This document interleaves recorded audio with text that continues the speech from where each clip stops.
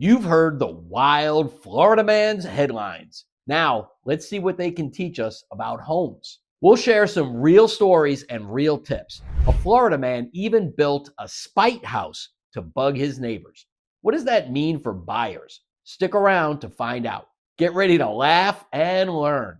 Hey, it's Tom McNamara. Florida has palm trees, beaches, and some crazy news. Hidden in those headlines are smart lessons for buyers and sellers. Today, I've got 5 Florida man headlines from 2025 and what each means for you. Fun show, real advice. Let's go. Florida man built a spite house just to piss off his neighbors. In January 2025, a man in Jacksonville Beach built a 10-foot wide, 19-foot tall house because his neighbors kept asking to buy his tiny lot. The skinny home throws shade on the yard next door. Someone still bought it for over $600,000 because the inside was cute and modern. The lesson? Neighbor drama can hurt your peace and value. When touring, check the block. Say hi to a neighbor. Ask the seller or agent about any issues. Search public records for lawsuits. Watch for barking dogs, parking fights, or fence disputes. Also ask, what could be built near me? If there's a vacant lot, learn the rules and zoning.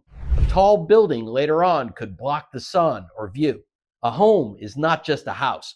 It's the people and plans around it. Story number 2. Florida man accused of touching realtor's feet during open house. In April 2025, a man in the Tampa Bay area went to open houses, pretended to be a buyer, and tried to grab the agent's feet by saying, "There's an ant on your foot."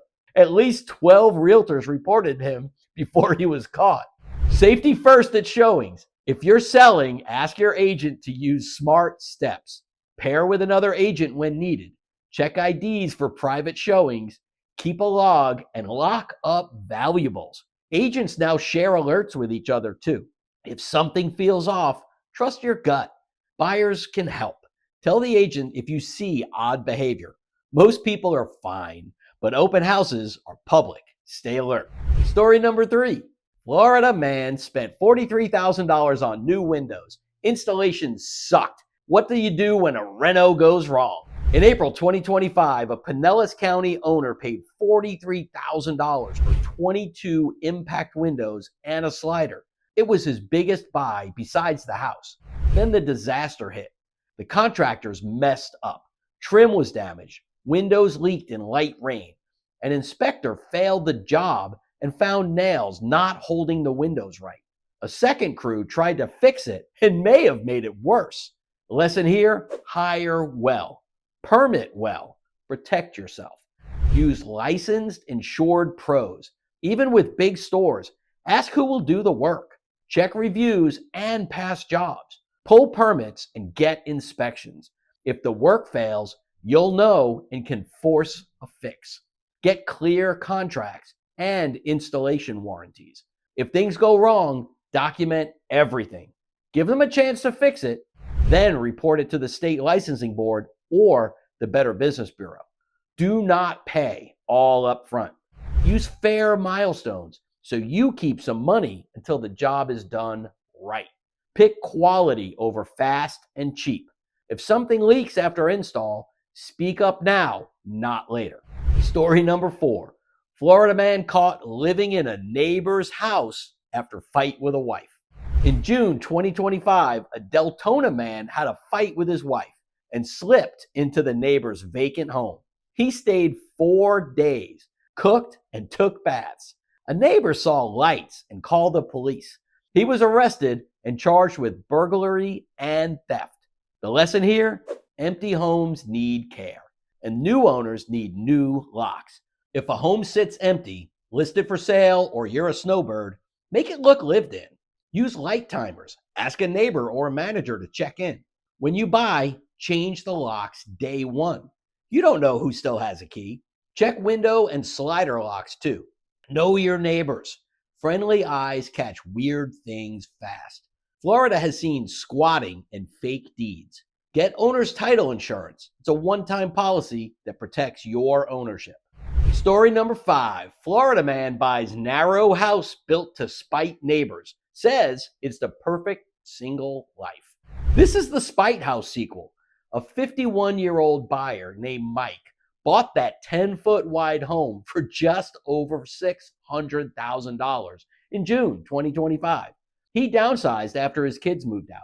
He loves the design and plans to live there full time, not Airbnb. He also has choices later: rent it or sell it to another fan of unique homes. Lesson: weird homes can win. Unique homes have unique buyers. If you own a special place, tiny, historic, odd layout, sell the charm. Good photos, a tidy setup, and the right message can find the right buyer. The Spite House sold fast at a strong price because it looked cool and sat in a great area. If you're a buyer, a quirky home that fits your life can be smart. Just think about resale and have a plan. Location still matters most. Creativity can turn a tiny lot into big value.